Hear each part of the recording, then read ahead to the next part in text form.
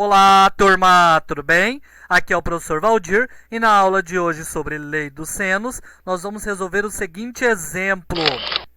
No triângulo da figura ao lado, determine a medida B. Nós queremos saber qual é esse tamanho. E nós sabemos que a gente vai usar a lei dos senos, por quê? Porque a gente tem um valor somente de um dos lados, beleza? E a gente quer descobrir o valor do outro lado. Para eu aplicar a lei dos cossenos que eu já aprendi na aula anterior, eu precisava, pessoal, ter o valor de mais um lado, beleza? Eu tenho que ter valor de dois lados e ficar faltando um para aplicar a lei dos cossenos. E o teorema de Pitágoras a gente não pode aplicar aqui também, e nem seno, cosseno e tangente, porque aqui não é um triângulo retângulo. Ó, é só você verificar. 60 mais 45 graus é 105 graus. E falta para 180, 75 graus. Então, aqui não é um ângulo de 90, então não é um triângulo retângulo. Então, não posso aplicar teorema de Pitágoras, não posso aplicar seno, cosseno e tangente. Somente lei dos senos ou lei dos cossenos. Porém, lei dos cossenos eu não posso aplicar novamente porque faltou o valor de mais de um lado. Ó. Eu não sei quanto vale esse lado também. Beleza? Obrigatoriamente a lei dos senos. E como que eu faço a lei dos senos?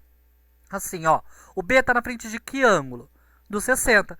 Então, vai ser B sobre seno de 60.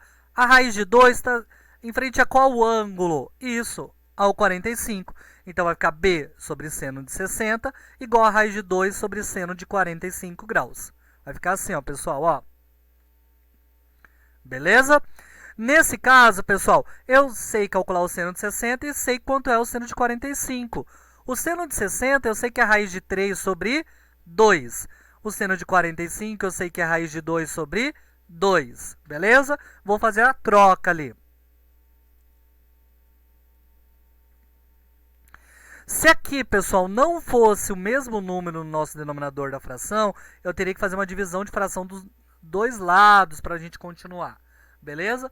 Ou passar multiplicando a raiz de 3 sobre 2 vezes a raiz de 2 e raiz de 2 sobre 2 multiplicando pelo b. Também daria para fazer dessa maneira.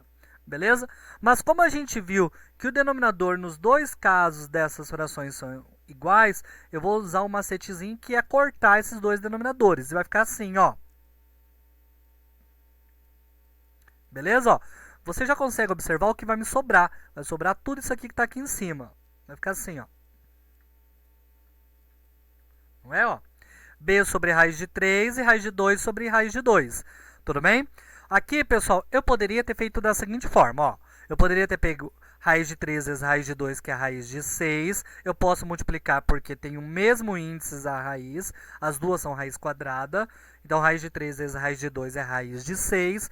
E raiz de 6 dividido por raiz de 2 é raiz de 3. Só que eu não vou fazer dessa maneira, vou fazer de outra, que é o seguinte, ó. Como as duas raízes são iguais, eu estou dividindo coisas iguais. E quando eu divido coisas iguais, dá 1. Beleza? Então, basicamente, eu cortei as duas raízes. Mas quando eu corto na divisão, quer dizer que o resultado é 1.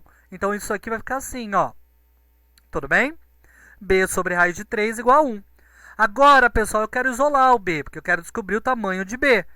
Então, o raiz de 3 está dividindo, ó, o tracinho de divisão, ele vai passar para o outro lado multiplicando. E 1 vezes raiz de 3 é raiz de 3. É 1 raiz de 3. Porém, a gente não precisa deixar o 1 na frente, né? Por isso que a gente tem que, nesse caso, é somente raiz de 3. Lembrando que o 1 não precisa aparecer. Pessoal, espero que tenha ficado claro e até a próxima aula.